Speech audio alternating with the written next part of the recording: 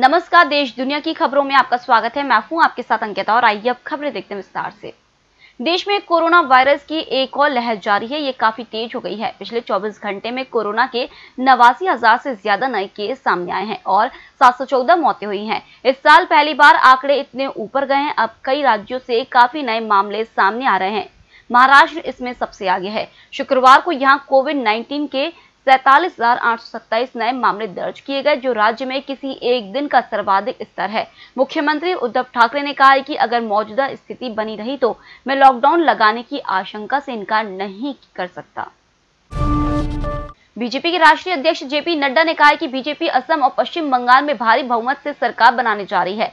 पहले और दूसरे चरण की वोटिंग में सब साफ हो गया है। बीजेपी के पक्ष में एक तरफा वोटिंग हो रही है। उन्होंने इस दौरान कांग्रेस, राहुल गांधी और ममता बनर्जी पर तीखा हमला बोला। केरल विधानसभा चुनाव लड़ने जा रही पहली ट्रांसजेंडर उम्मीदवार अनन्या कुमारी एलेक्स ने अब चुनाव न लड़ने का फैसला किया है। उन्होंने कहा है कि वह चुनाव से पीछे हट रही हैं। एलेक्स ने आरोप लगाया कि डेमोक्रेटिक सोशल जस्टिस पार्टी के नेताओं द्वारा उन्हें गंभीर मानसिक यातना और जान से मारने की धमकी दी गई है। ऐसे में वह चुनाव प्रचार समाप्त कर रही हैं, भले ही नामांकन पत्र वापस लेने की तारीख खत्म हो गई हो। कांग्रेस के पूर्व अध्यक्ष राहुल गांधी ने देश में संस्थागत ढांचे पर सत्ता पक्ष की तरफ से पूरी तरह कब्जा कर लेने का आरोप लगाते हुए कहा कि निष्पक्ष राजनीतिक मुकाबला सुनिश्चित करने के लिए जिम्मेदार संस्थाएं अपेक्षित सहयोग नहीं दे रही हैं। उन्होंने अमेरिका के जाने-माने शिक्षण संस्थान हार्वर्ड केनेडी स्कूल के छात्रों के साथ ऑनलाइन संवाद में असम विधानसभा चुनाव के दौरान एक विधायक की कार से ईवीएम मिलने का भी जिक्र किया। रूस में डॉक्टरों ने अपनी जान की परवाह न करते हुए आग के बीच ऑपरेशन करके यह बता दिया है कि उन्हें भगवान का दर्जा क्यों दिया जाता है। दरअसल जिस वक्त डॉक्टरों की टीम ओपन हार्ट सर्जरी कर रही थी, उसी दौरान अस्पताल में आग लग गई। इसके बावजूद डॉक्टरों ने ऑपरेशन जारी रखा और मरीज की जान बचा ली। डॉक्टरों के इस जज्बे की हर तरफ तारीफ हो रही है। एशिया में मलेशिया, फिलीपींस, सिंगापुर, थाईलैंड और वियतनाम जैसे बूढ़े हो रहे कई देश जनसंख्या वृद्धि की कोशिश में लगे हैं। वहीं इंडोनेशिया में ऐसा नहीं है। वहां अधिकारी लोगों से कम बच्चे पैदा करने के लिए कह रहे हैं। दुनिया का चौथा सबसे अधिक आबादी वाला देश देर से विवाह, परिवार नियोजन और गर्भ निरोधक को बढ़ावा दे रहा है, ताकि 2025 तक प्रति महिला 2.1 बच्चों की प्रजनन दर को कम करता है। दुनिया में सबसे ज्यादा सैलरी पाने वाले सीईओ की चर्चा करें तो पहला नाम अल्फाबेट के सीईओ सुंदर पिचाई का आता है। इनके बाद एलन मस्क, टिम कुक और सत्या नडेला जैसी हस्तियां हैं।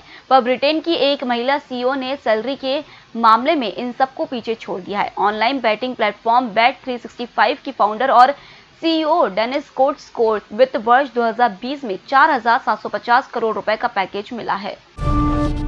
आईपीएल के 14वें सीजन के आगाज होने में कुछ ही दिन बचे हैं। विश्व की सबसे लुभावनी टी20 लीग इस बार भारत के 6 शहरों में खेली जाएगी। चेन्नई में 9 अप्रैल को मुंबई इंडियंस और रॉयल चैलेंजर्स बेंगलुरु के मुकाबले से मौजूदा सीजन की शुरुआत होगी। इस बीच कोरोना के मामले भी सामने आने लगे हैं। मुंबई के वानखेड़े स्टेडियम के 8 ग्राउंड स्टाफ कोरोना वायरस संक्रमित पाए गए हैं।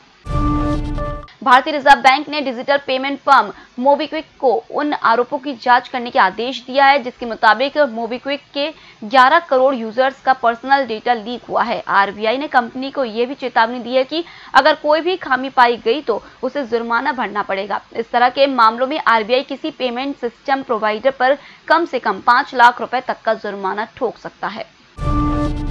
होम लोन देने वाली कंपनी एचडीएफसी लिमिटेड ने विभिन्न एफडी जमा योजनाओं के लिए ब्याज दर 0.25% बढ़ा दी है। नई ब्याज दरें 30 मार्च से ही प्रभावी हो गई हैं। फिलहाल इस बुलेटिन में इतना ही। आप बने रहिए ईएमएस टीवी के साथ। नमस्कार।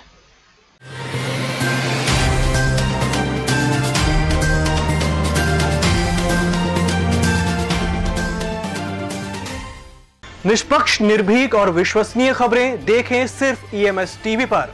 डाउनलोड करें ईएमएस न्यूज ऐप।